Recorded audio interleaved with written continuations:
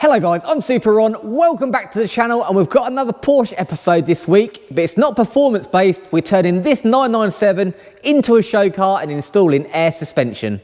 This is one of our regular customers and he's even featured on the channel before. His other car is a Yaris GR that we fitted lowering springs about a year ago, and this is his latest purchase. It's a 2007 Carrera 4S. It's an amazing spec, it's got the cool aero package, but his intentions of this one is turning it into a show car. We've got a full air suspension kit to go in, some massive 20-inch wheels, so he'll be able to have all the lows while still keeping it practical. He used to have a Mark 1 Scirocco which I fitted air suspension to, and he was so happy with that install he knew exactly where to come when he decided to air out the Porsche. He said he could leave the Scirocco over winter for 6 months, get back in it, and all the air ride would be just as he left it, which, as you saw from the last Scirocco episode, with a bit of care and attention, there's no reason why an aftermarket system can't be just as good as a factory fitted one. So he's just dropped off the car and 2 big boxes. So of course with these 911s, engine in the rear, means all our air tank and everything is going to have to go in the front. So let's see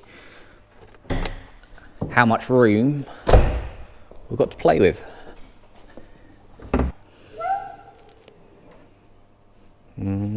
Not a lot. I think we better unpackage it and see how big our air tank is.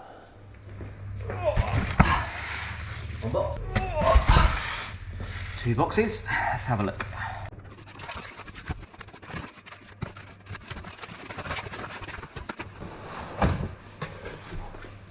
Box in a box. Struts. And the management. And here we are, all unpackaged. Looks a nice complete kit. So we have MAXLOAD P1 management air system. Not one I've heard before. So we've got our tailored struts all built up. Nicely they come with all the top mounts, all adjustable damping. Come with shorter adjustable rod ends.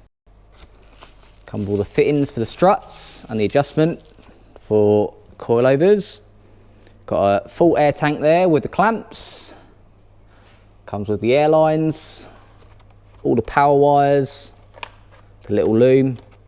Got a little aerial here, so I don't know if it's got a remote controller. Loads of stickers, nice for the sticker wall. Comes with its compressor. And then the P1 management. So this looks like the main manifold.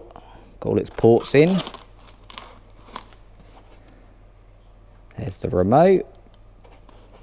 Got an air trap, pressure sensor, a few filters, big relay for the compressor. So let's have a look in the book and see how this differs to the airlift. So let's just get a benchmark of where they sit from the factory. So arch, center of the hub, I'd say 37 on the front. 37.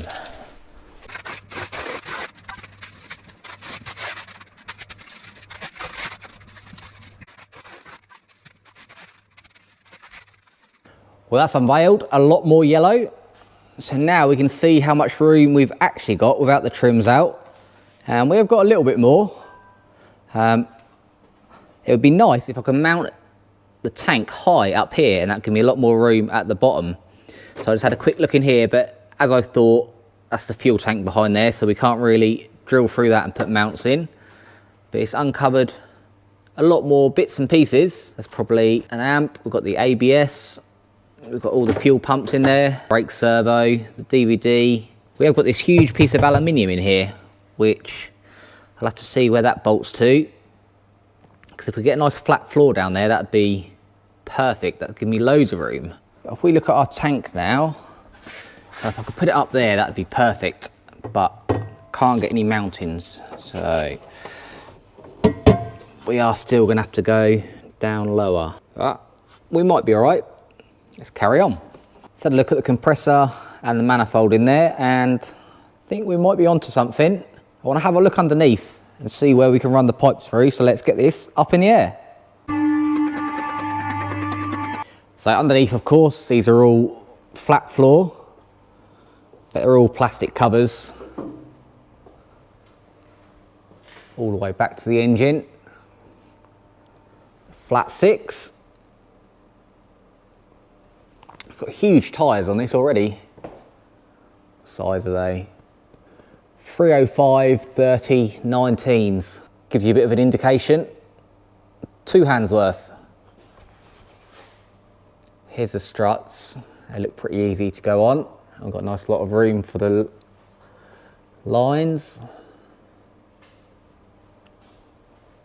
So I'm hoping these plastic covers can come down, and that's where I can run the lines. Here's the bottom of our front compartment.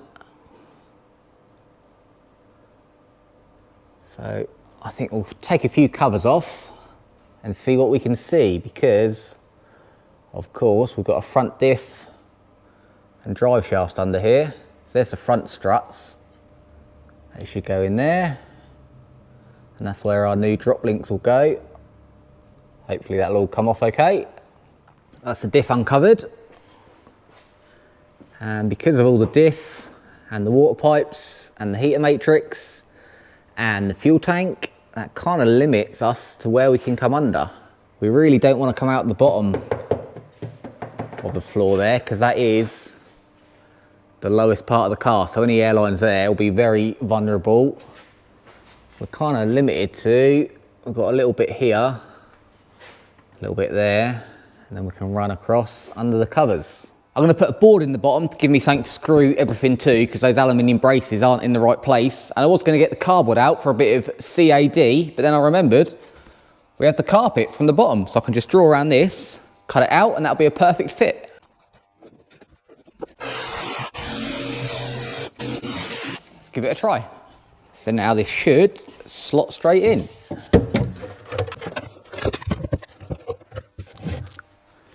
Made to measure.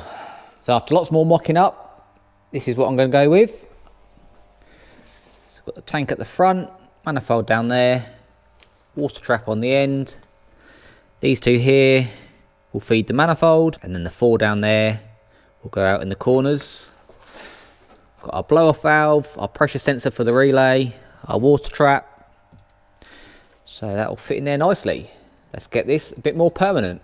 And got all that pre-drilled, so all the bounce for the tank and the compressor, and gave it a quick satin black, so it just blends in a bit more in the bottom of the trunk.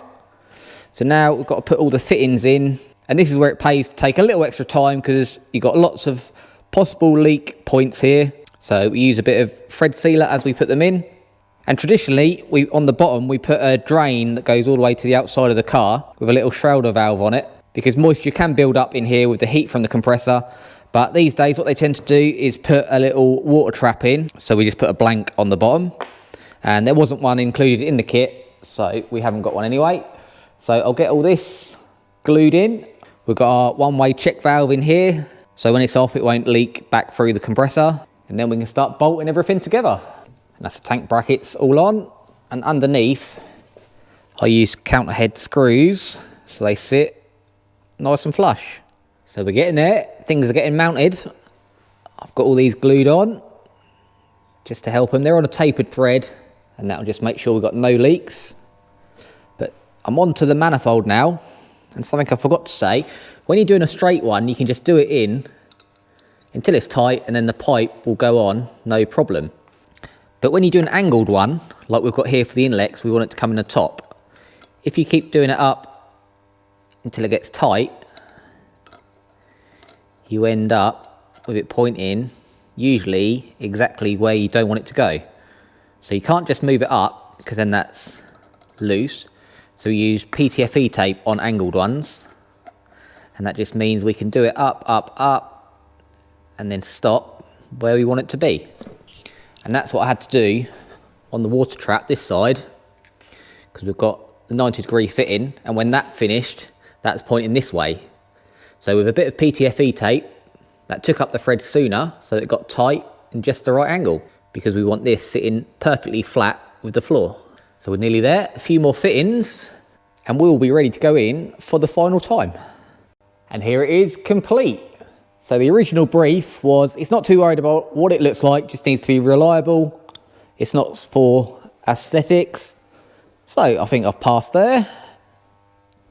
And while it's off, I think what I'm going to do, the good thing about this setup, The compressor is not controlled by the ECU. It's on a traditional setup where you've got a pressure sensor which triggers a relay which turns the compressor on and off. So we are actually all connected, every bung is in, and we're connected up to the manifold.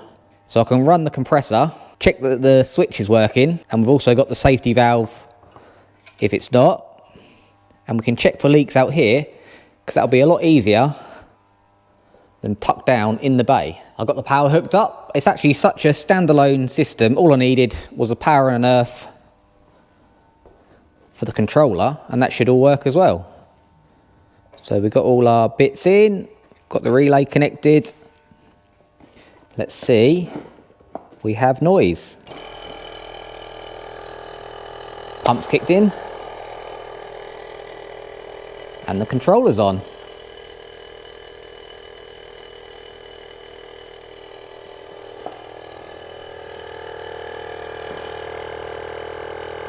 Oh, and it lights up. So we'll let this build up pressure. We've got at the top there 6, 7, 8 psi. So the switch I think trips out at 160. Let this do its thing. It's a nice quiet compressor.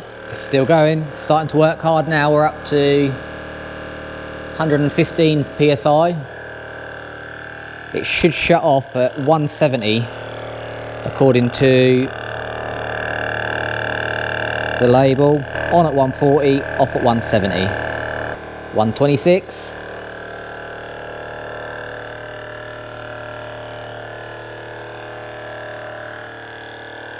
It's not taken long, it's only been a few minutes.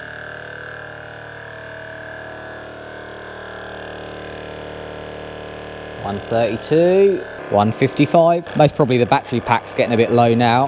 $160, $165. 170. Click. Right, the relay's just turned off because of the pressure switch, and that ticks out at 172 psi. And all is silent. So in the tank now is 172 psi. So I'm just going to give it a quick check for leaks with some little soapy water in a squirty bottle, just like in the Scirocco video. Well, it's been sitting for about 20 minutes and not a single bubble, so I'm happy with that. We're still at full pressure, 170 psi. So I'll declare that a winner. Let's get it in the car and then we can start connecting corners. And of course, another one tagged. So this now should just slot in the front. It's not light, and that fits in there perfectly. Very happy with that. That is spot on. I even done a little cutaway so you can still get to the lock and wheel nut and the tow hitch. So now we need to move on to the wiring, but as you saw I could get it running on the bench, so we just need an ignition live to find in the bay. Hopefully that auto changer has an ignition live on it. Update time. We are all wired in. As you saw when we had it on the bench, it's quite a self-contained loom, so it just needed some powers and some earth. But the tricky situation in a Porsche, I could not find any ignition live in here whatsoever. Everything is CAN bus controlled, so I had to go right back in the car with it. And the other problem with this, we've got a bulkhead going along here, which is completely sealed passenger compartment. Then you've got this section, and then that's completely sealed to the other passenger compartment. So I've had to run the wiring all the way around, and there's a big grommet here we had to go through, and then another grommet we had to go through, and it's just been a lot of time consuming wiring. Got the power wire coming this side, and that runs down, round, and then we've got the relay down the bottom. I thought I was going to have to leave the carpet out, but with one little slit just right there, which you're not going to notice when it's out, we have managed to keep the carpet in. So the back one should go in as well, and this is going to look a pretty tidy install. So I've had to go all the way inside for an ignition live, all the way to the fuse box. So it's not ideal. I've had to run a wire right to the fuse. So it is fused, it's got its own little fuse holder there that's all going to tuck behind the panel, so that'll all be hidden away. But with the ignition on, we are still sitting pretty at 171 psi. So that has not dropped at all, which is great news. So this was the real time-consuming part where nothing is actually made for this car. Everything is universal and has to be made to fit. So making the little floor, piping everything up, getting everything in an idea where I want it to be, getting it all wired up, and now we can go to all four corners. So the struts are going to bolt in the factory points, same on the rears, and it's just a case of running the pipes to the manifold here. So from here on, it should be much more straightforward, but I'm really happy with the install. It's supposed to be a function over form, didn't matter what it looked like, but it's come out pretty stunning. So now all the wiring's in, I can put all these covers back on, and there'll just be the pipes coming in underneath. So here is the standard setup, big and chunky, and we're going to replace that with these. Hopefully there'll be a nice lot of room for the big wheels. They should go in complete. All right, nicely stripped down. I'm gonna have to take the whole leg out because as you can see here, the strut is so long, there's no way you're gonna lower the hub long enough to get that out. So we've got this bottom one off, got the caliper off, got that taped off, so that's all protected. So we just got one more bottom ball joint to come out, and then we can undo the top mount and bring that out. Because it's a Carrera 4, we've got a front drive shaft, so I had to take that out. And that should come out as one complete unit. So I couldn't get that bottom ball joint out in the end, so I just disconnected it from the other end and brought it out all as one. So now we've just got to get that strut off and put the air ride on and put it all back in.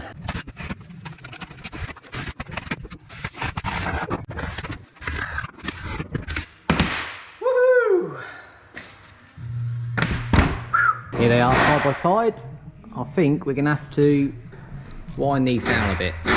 The mounting points are here and there. So it's going to be a little bit too low.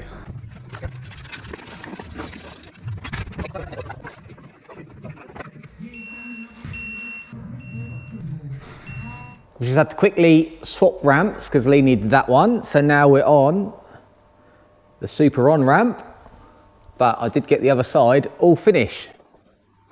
So we've got this strut all in, got the airline, goes around the back and then down to the hard line into the front trunk. So I've P-clipped it securely, so there's going to be no movement. We always leave the last one just cable tied on there, so it is secure, but if anything was ever to get hooked up, that'll break the cable tie before it pulls the fitting out. But we're all in, everything rotates nicely, and because the shocks are quite offset, if you look how far back the shock is compared to the center, it means the lines don't spin as much as most.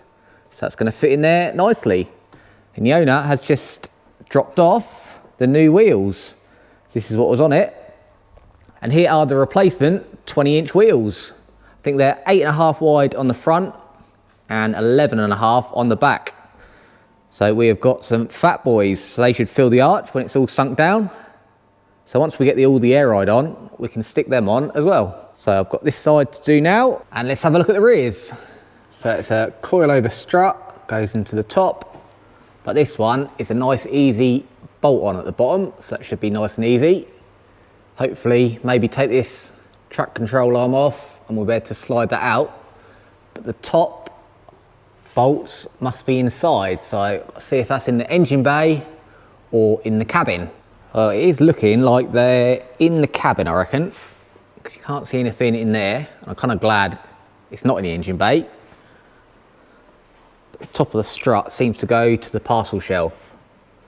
So I'm going to clamber inside. Right, squeezed in the back, fold the seats down. That. This is a subwoofer here, and they should be just underneath there and there. So these covers pop off, put them up there. I'll have to get Lassie off. You stay over there. Right, now there should be a bolt in there each side underneath, but they're missing on this one. So we should just clip out.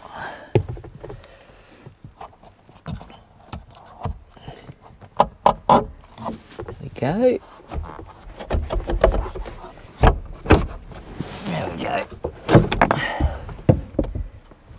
there's a little plug at the corner. Unplug that and your subwoofer comes out. Alright, so then I think we need to get this one out. That should just be clipped in.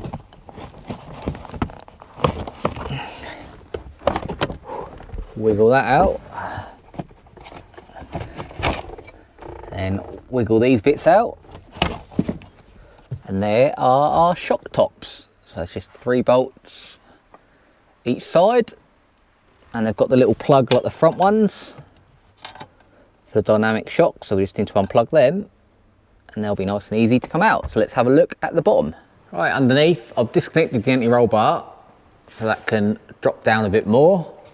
And I did take off that track control end and I've just put it up the top because the bolt there that we need to get out for the shock, you can't get it out with that arm there. So I'll have to knock that one down as well. So hopefully we can undo this bolt and the nut on the back and the shock should now drop out. Nut off.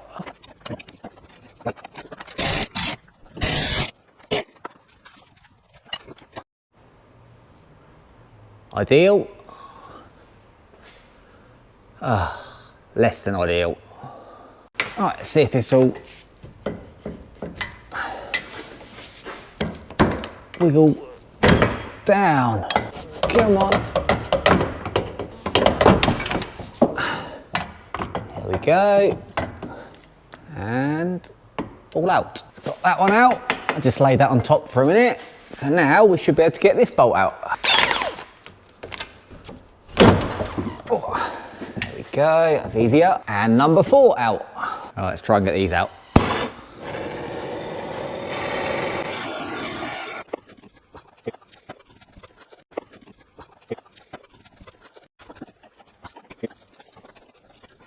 Right, got that done. The top one managed to come out, but I did have to drill and tap the bottom one, but that's all done. So let's compare the two, the new and the old. So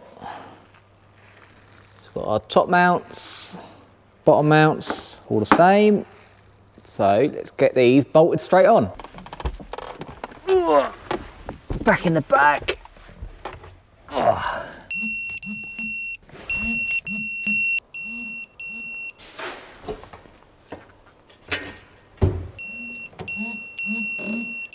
Good as new. And after some unscheduled snappages, we are all back on and mechanically back together. So now we need to run the airlines to the rear. So we've got our little hole there. We can still spin that. So we've got to work out a good way of routing it. Luckily on the back, it's not so difficult to do because it's not spinning like the front for steering. It's just got to clear up and down. So I think we'll take these under trays off and see if we can follow the brake lines down because they normally have a good route, and then we'll be all connected. Well, I said the backs would be easier. Famous last words there. I've got the lines in, and where there's movement, I've run it inside some rubber hose there just to protect it if it does touch anything, and I've got that running down. So now when that's on, I can pump it up. That'll be it fully aired out. And we've still got a nice lot of clearance everywhere, nothing's touching, so that's perfect. So then the length of travel, that's all the way aired out, and that'll be more drive height. And then underneath, anywhere where I've attached it, I've put a little bit of rubber hose just to stop anything rubbing, and that follows the lines down, disappears and joins up with the front hose and disappears in there. So you can see I've got some rubber hose just where it goes close to the anti-roll bar. But everything in here is all piped up and finished. We've got one more to go and then we'll be all air ride complete. The other thing I can do while I'm here is try on the wheel, because we just want to make sure these fat boys don't touch the bags. I don't think they will because they're a long way away, and we can see how much air out we get. Well, they look pretty cool. So I've set the shocks up, so like we measured at the beginning, ride height is at 37 arch to hub. So that's the same as when it started. Let's see how much we can pump it up. That is all the way aired out. So it'll probably go a little bit more when it's actually on the floor. But if you look where ground level is, we're almost touching the splash guards. So we've lowered it, about 100 mil there, and that will go a little bit more. So I think that looks pretty cool. And the other cool thing is, showing how big these wheel arches are, all the way aired out, and it's not even touching the splash guards. So we could drive around at this level. So that's all four corners now connected up to the manifold. They run out the back to where they need to go. So now we can tidy all this up. And I've just noticed the little covers where the wires for the shocks used to come out of are perfectly lined up with the adjusters for the new shocks, so they can stay in there and he can adjust it nice and easily if he needs to. So we'll get these last few bits in and then try some wheels on. So anyone that's following away as a guide, I've just had to change something. What we found out is when we bolted the struts all on, the hub was sitting quite far up in the arch compared to before. And we wanted our factory ride height of 37 centimeters, hub to arch, which we've now got, but before it's closer to 30. And what they told us was, so when I installed them the first time, I placed this ridge here, butted up against there, because that's where I thought it located in. And there's quite a bit sticking out the bottom, just like the factory. But what they've said is you don't need to use that ridge, the clamping force is enough. So now what we've done is we've pushed this right up as high as it can go, so it's now flush with the bottom, which has now given us that extra, which means our factory ride height is now correct. Because on the standard ones, there's no lip there, and it's the clamping force of the leg that stops this from sliding all the way up. So now we've got our ride height, got the drop links on, airlines are all on, we are ready to go back down. Wheels are on, and looking very, very racy. Big fan of them. So let's get this down on the floor. It should be at factory ride height, so we should even be able to get it off the ramp. Let's find out. And yes, we can. Right, let's move this over into some clear space and drop it like it's hot.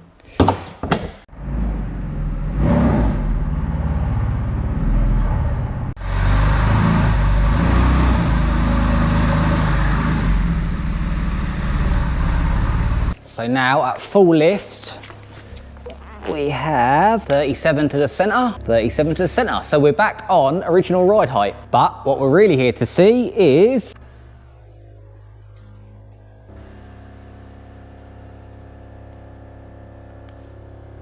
it's pretty low. Here is me for reference. Well, that is very much tucked. And there is still room in there for movement. In fact, I've just seen the splash guards are on the floor. So that is as low as it can go. Not quite what Porsche had intended when they designed the 911, but that looks pretty cool. Splash guard at the front as well, touching the floor. This looks amazing. Certainly can't say there's many of these done like this. And it most certainly does now abide by the Low Collective name.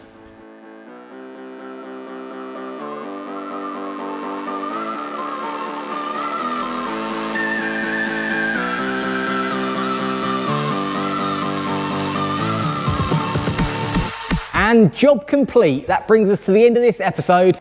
I know these Porsches have big arches, but I did not expect it to go this low. It's a colossal 11.5 by 20 inch wheels on the rear, and they look lost. I think what we're gonna do, we're gonna get some spacers for the rear to space them out. The fronts fit really well. I think they're perfect where they are.